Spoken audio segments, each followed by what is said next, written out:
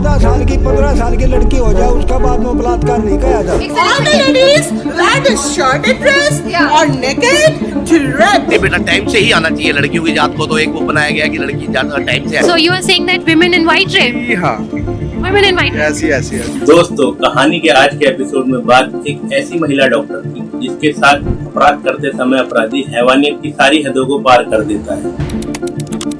वैसे तो हमारे समाज का महिलाओं के प्रति अपराध का एक लंबा इतिहास रहा है, पर इतिहास में कुछ केस ऐसे भी गुजरे हैं जिन्होंने पूरी इंसानियत को शर्मसार कर दिया था।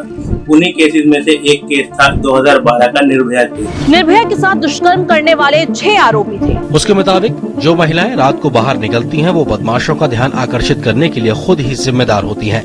एक लड़की अपने रेप के लिए आरोपी लड़के से कहीं ज्यादा जिम्मेदार होती है। जो ऐसा काम घिनौना काम कर सकता है उसके लिए वो कुछ भी बोलना कोई मायने नहीं रखता, कुछ भी बोल सकता है। 2012 के निर्भया केस को देखने के बाद ऐसा लगता था कि शायद अब ऐसे केसेस में कमी आएगी, पर हुआ बिल्कुल इसका उल्टा। 2012 के निर्भया केस के बाद हमने देखा 2019 का हैदराबाद की डॉक्टर प्रियंका रेड्डी का रेप और मर्डर केस। हैदराबाद में महिला वेटनरी डॉक्टर के साथ गैंग रेप होता है, उसके बाद उसको मार दिया जाता है। सबूत मिटाने के लिए महिला को जिंदा जलाकर मार दिया। I think it's time, whether it's Nirbhaya, whether it's Kathua or whether whatever happened in Hyderabad. कि आज के एपिसोड में हम जिस घटना के बारे में बात करने जा रहे हैं वो भी पिछले 30 दिनों से नेशनल हेडलाइन बना हुआ है। चश्मे को कूटा गया जिसके वजह से आंखों से खून निकल गया, गला दबाकर मारा गया। ये पूरा पोस्टमार्टम रिपोर्ट में वायरल हुआ है, आप लोग कृपया देखिए। बच्ची का शरीर में कोई कपड़ा नहीं था, पैर दोनों राइट एंगल में मिला गया। I think the people now want the government to give a proper answer and a very definite answer.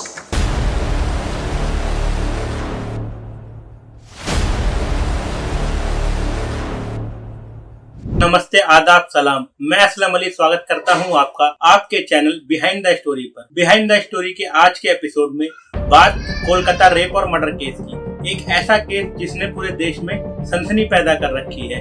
तो आइए जानते हैं कि आखिर ऐसा क्या हुआ था उस रात। कहानी की शुरुआत होती है पश्चिम बंगाल की राजधानी कोलकाता के आरजीकर मेडिकल कॉलेज से।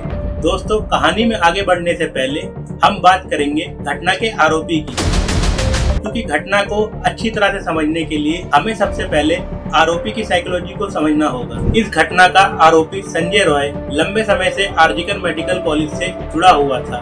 वह सबसे पहले आरजीकर मेडिकल कॉलेज में वहां के स्टाफ के लिए बतौर कुक खाना पकाया करता था, और एक दिन अचानक उसने वहां से अपनी वो नौकरी छोड़ दी। इस बीच उसे आरजीकर मेडिकल कॉलेज में कभी नहीं देखा गया। आरजीकर मेडिकल कॉलेज से अपनी कुक की नौकरी छोड़ने के लगभग 3 साल बाद संजय रॉय कोलकाता पुलिस के ही सिविक वॉलंटियर डिपार्टमेंट को ज्वाइन करता है, जहां उसकी सबसे पहले बहाली होती है डिजास्टर मैनेजमेंट डिपार्टमेंट। पर संजय रॉय का मन वहां नहीं लगता, इसीलिए वह अपने जुगाड़ और कनेक्शनों का सहारा लेकर अपना तबादला कोलकाता पुलिस के ही सिविक वॉलंटियर डिपार्टमेंट, जिसका नाम होता है वेलफेयर सेल, वहाँ करवा लेता है। पेशे से एक ट्रेंड बॉक्सर होने के नाते अब उसे दोबारा से कोलकाता के आरजीकर मेडिकल कॉलेज में सिक्योरिटी इंचार्ज की पोस्ट मिल जाती है। संजय अब धीरे धीरे आरजीकर मेडिकल कॉलेज में अपने लिंक बनाने लगता है। उन लिंकों के चलते ही वह अस्पताल में कहीं भी आसानी से आ जा सकता है। साथ ही अपने कनेक्शन की बदौलत ही वह आरजीकर मेडिकल कॉलेज में मरीजों को बेड दिलवाया करता था और उनसे मुंह मांगी कीमत वसूल करा करता था। संजय रॉय के लिए ये समय उसका गोल्डन पीरियड था। बढ़िया नौकरी, अच्छी कमाई, सब कुछ एकदम परफेक्ट चल रहा था। संजय रॉय की विकृत मानसिकता का खुलासा इसी वर्ष 2024 में सबसे पहले सार्वजनिक रूप से हुआ था। दरअसल संजय रॉय एक महिला को अपने ही अस्पताल में बेड दिलवाता है उसके बेटे के लिए। दवाई के लिए पैसे भी संजय रॉय अपनी जेब से ही देता है। वह महिला संजय रॉय को एक भला आदमी समझती है, पर संजय रॉय अपनी विकृत मानसिकता के चलते चालाकी से उस महिला के पर्चों में से उसका फोन नंबर निकाल लेता है, जिसके बाद वह लगातार फोन करके उस महिला को परेशान करना शुरू कर देता है, जिसके चलते महिला परेशान होकर पास के ही लाल बाजार थाने में संजय रॉय के खिलाफ शिकायत दर्ज करती है और पुलिस अपनी कार्यवाही और इंक्वायरी में ये पाती है कि संजय रॉय दोषी है, पर पता नहीं किस दबाव के चलते पुलिस संजय रॉय के ऊपर कोई कार्रवाई नहीं करती और उसे वार्निंग देकर छोड़ देती है। पुलिस से वार्निंग मिलने के बाद संजय रॉय अब उस महिला का पीछा करना छोड़ देता है। यहाँ तक कि कहानी में आप संजय रॉय की विकृत मानसिकता और महिलाओं को लेकर उसकी सोच के बारे में अच्छी तरह से समझ ही चुके होंगे। तो चलिए चलते हैं उस घटना की ओर जिसने पूरे भारत में एक आक्रोश और न्याय के लिए आवाज को बुलंद करने का माहौल पैदा करा। दोस्तों, दरअसल ये घटना 8 और 9 अगस्त की दरमियानी रात को घटी थी। उस दिन संजय रॉय आरजीकर मेडिकल कॉलेज में लगभग रात को 11 बजे पहुंचता है। वह अपने दोस्त के भाई को देखने जाता है जिसे कि संजय रॉय ने ही अस्पताल में भर्ती करवाया होता है। दोस्त के भाई से उसका हालचाल जानने के बाद संजय रॉय और उसका दोस्त अस्पताल की बाहरी बाउंड्री वॉल के पास बैठकर खूब शराब पीते हैं और वहां से पास के रेड लाइट एरिया सोनागाछी चले जाते हैं, जहां पर जाकर उसका दोस्त सेक्स वर्कर के साथ अंदर चला जाता है, पर संजय रॉय बाहर रोड पे ही खड़ा रहता है। वहां खड़े खड़े संजय रॉय किसी महिला को फोन कर उससे उसकी न्यूड तस्वीरें मंगवाता है और खड़ा होकर वहीं पर वो न्यूड तस्वीरें देखता है। कुछ देर बाद उसका दोस्त अंदर से बाहर आ जाता है और वह दोनों फिर से पास ही के एक लाइट एरिया की ओर चल देते हैं। संजय वहाँ भी किसी सेक्स वर्कर के साथ कुछ नहीं करता है। दोस्त के साथ मिलकर संजय और शराब पीता है, जिसके थोड़ी देर बाद उसका दोस्त एक प्राइवेट बाइक टैक्सी बुक कर वहाँ से चला जाता है। संजय रॉय भी अपनी बाइक लेकर आरजीकर मेडिकल कॉलेज की ओर बढ़ जाता है। इस पूरे घटनाक्रम में रात के लगभग 2 बज चुके थे। गौर करने वाली बात यहाँ पर यह भी है कि लगभग 11 बजे से ही संजय और संजय का दोस्त मिलकर कानून की धज्जियां उड़ा रहे थे, पर कानून के किसी मुहाफिज का ध्यान उन पर जाता ही नहीं है। इधर 36 घंटे से lady doctor RG Kar medical college में चेस्ट डिपार्टमेंट में अपनी ड्यूटी कर रही होती है। तकरीबन रात 11 बजे उनके पास उनकी माँ का फोन आता है।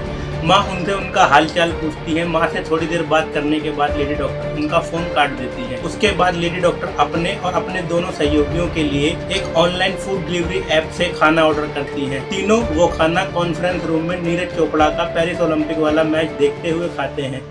खाना खाने और मैच देखने के बाद उनके दोनों सहयोगी वहां से चले जाते हैं, जबकि लेडी डॉक्टर कॉन्फ्रेंस रूम में ही सो जाती है। और मेडिकल कॉलेजों की तरह आरजीकर मेडिकल कॉलेज में भी डॉक्टरों के सोने के लिए एक अलग से स्लीप रूम बनाया गया होता है, पर यहाँ पर एक पोलो सोनोग्राफी लैब भी उसके साथ अटैच होती है, जिसके चलते वहाँ पर एक मरीज का टेस्ट चल रहा होता है। इसीलिए लेडी डॉक्टर जो है वो कॉन्फ्रेंस रूम में ही सो जाती है। इधर संजय रॉय शराब के नशे में आरजीकर मेडिकल कॉलेज में इधर से उधर अपनी शिकार की तलाश में घूम ही रहा होता है।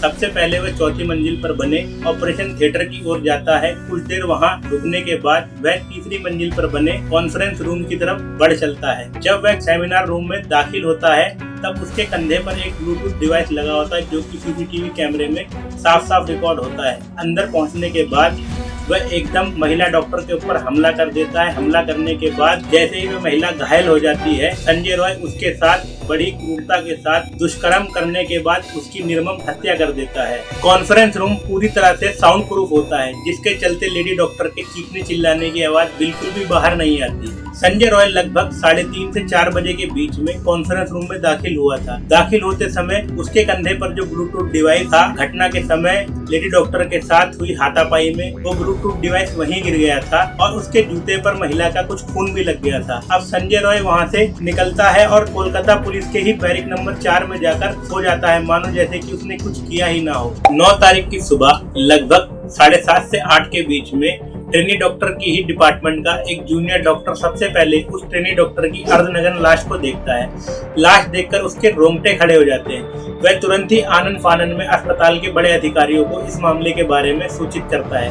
पहली नजर में देखने पर ऐसा लगता है कि सभी अधिकारी मिलकर इस मामले को दबाना चाहते हैं, क्योंकि शुरुआत से ही उनके द्वारा लापरवाही बरती गई। पुलिस को जानकारी काफी देर से दी गई। साथ ही वो माता पिता को भी सुबह लगभग 11 बजे फोन करके सबसे पहले तो ये कहते हैं कि आपकी बेटी की तबीयत खराब है। उसके कुछ देर बाद फिर अस्पताल से फोन जाता है कि आपकी बेटी ने सुसाइड करने की कोशिश की है। और तीसरी बार में माता पिता को ये बताया जाता है कि उसकी हालत बहुत ज्यादा खराब है। अब माता पिता लगभग 1 बजे के आसपास अस्पताल पहुंच जाते हैं। पर उन्हें लगभग 3 घंटे तक अपनी बेटी से मिलने नहीं दिया जाता है, जो कि साफ दर्शाता है कि अस्पताल कुछ न कुछ छुपाने का प्रयास कर रहा था। अस्पताल द्वारा आनन फानन में पीड़िता का पोस्टमार्टम करवाया जाता है। साथ ही पोस्टमार्टम रिपोर्ट के आने का भी इंतजार किए बिना पीड़िता का अंतिम संस्कार जल्दबाजी में करवा दिया जाता है, जो कि साफ दर्शाता है कि अस्पताल किसी न किसी साजिश को छुपाने की पुरजोर कोशिश कर रहा था। इधर पुलिस आरजीकर मेडिकल कॉलेज में सीसीटीवी कैमरों की सहायता से अपराधी की तलाश कर रही होती है। कुछ ही घंटों की मेहनत के बाद पुलिस बैरक नंबर 4 से अपने ही एक सिविक वॉलंटियर संजय रॉय को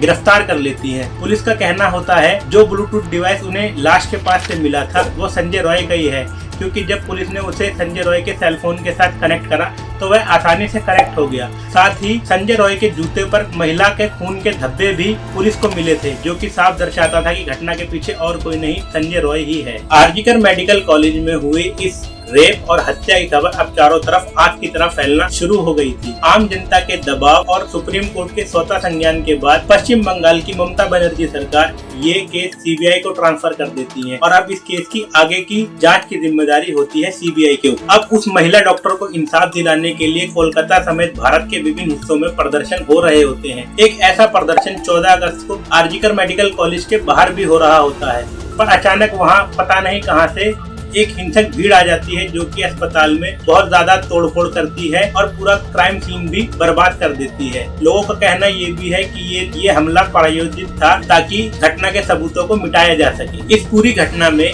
आरजीकर मेडिकल कॉलेज के प्रिंसिपल संदीप घोष की भूमिका पर भी सवाल उठ रहे हैं। उन्होंने इस घटना के तुरंत बाद अपने पद से इस्तीफा दे दिया था। फिलहाल वो सीबीआई की हिरासत में है। उन पर आरजीकर मेडिकल कॉलेज का प्रिंसिपल रहते हुए वित्तीय गड़बड़ी करने के भी गंभीर आरोप लगे हैं। फिलहाल सीबीआई ने आरजीकर मेडिकल कॉलेज से जुड़े 4 लोगों का पॉलीग्राफ टेस्ट भी करवाया है, जिसमें प्रिंसिपल संदीप घोष, आरोपी संजय रॉय और अन्य 2 डॉक्टर भी शामिल हैं। संजय रॉय पॉलीग्राफ टेस्ट के बाद भी लगातार अपने बयान बदलता जा रहा है और अपने आप को निर्दोष बता रहा है। इस पूरे मामले में रोज कोई न कोई नई जानकारी निकलकर सामने आ रही है, जिसकी रोशनी में सीबीआई पूरे मामले की जांच करके सच्चाई को सामने लाने में लगी हुई है। साथ ही 31 वर्षीय इस डॉक्टर के साथ जो हुआ उस पर सुप्रीम कोर्ट भी लगातार अपनी तल्ख टिप्पणी कर रहा है। सुप्रीम कोर्ट का इस मामले में पश्चिम बंगाल सरकार और पश्चिम बंगाल पुलिस से सीधे सवाल है, जो कि इस केस की टाइमलाइन को लेकर है। 9 अगस्त की सुबह सबसे पहले 10:10 पर पुलिस रिकॉर्ड में डेथ एंट्री होती है। उसके बाद शाम को 6:10 से 7:10 के बीच में पोस्टमार्टम की रिपोर्ट लाई जाती है, जिसके बाद देर रात 11:30 बजे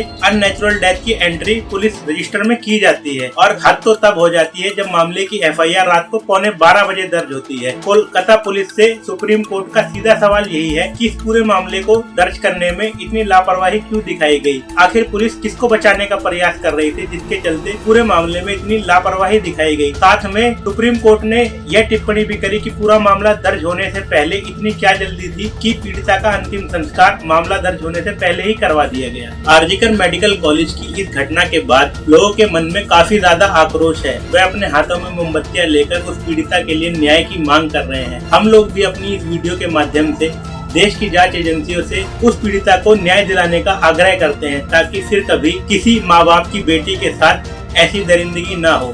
धन्यवाद।